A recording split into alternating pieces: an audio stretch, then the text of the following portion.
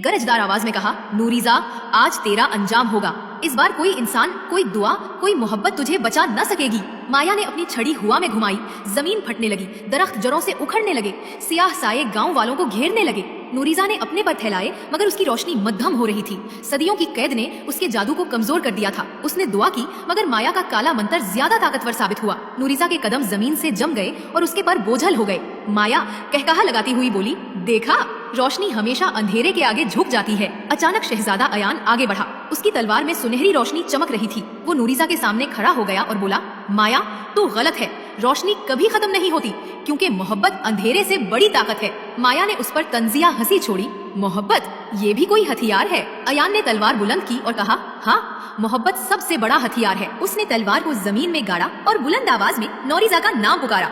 इसी लम्हे नौरीजा के दिल में एक अजब सी तवानाई जागी। उसकी आंखों में आंसू थे मगर उन आंसुओं से रोशनी फूट रही थी। नौरीजा ने अयान की तरफ देखा। उन दोनों के दिल एक साथ धड़कने लगे। रोशनी और मोहब्बत की लहर इतनी तेज थी कि आसमान पर मौजूद बादल फटने लगे। बिजलियों की जगह सितारे झिलमिला उठे। माया चीखने लगी, नहीं, ये मुमकिन नहीं, ये ताकत कहाँ से आई? नौरीजा ने नरम मगर पुरअज़्म आवाज में कहा, ये ताकत मोहब्बत की है और मोहब्बत कभी शिकस्त नहीं खाती। वो अयान के साथ खड़ी हो गई। उन दोनों ने हाथ मिलाए। उनकी रोशनी और हिम्मत ने मिलकर एक सुनहरी दायरा बनाया। वो दायरा बढ़ता गया और फिर माया को घेर लिया। माया का काला जादू टूट गया। वो चीखती रही मगर रोशनी ने उसे एक धुएं के बादल में बदलकर हमेशा के लिए खत्म कर दिया। माया के खत्म होते ही गाँव पर छाया अंधेरा हट गया। दरख्त फिर से हरे भरे हो गए। परिंदे गाने लगे और आसमान पर चांद पूरी आबोताब से निकल आया। लोग अपने घरों से बाहर आए और खुशी से तालियां बजाने लगे।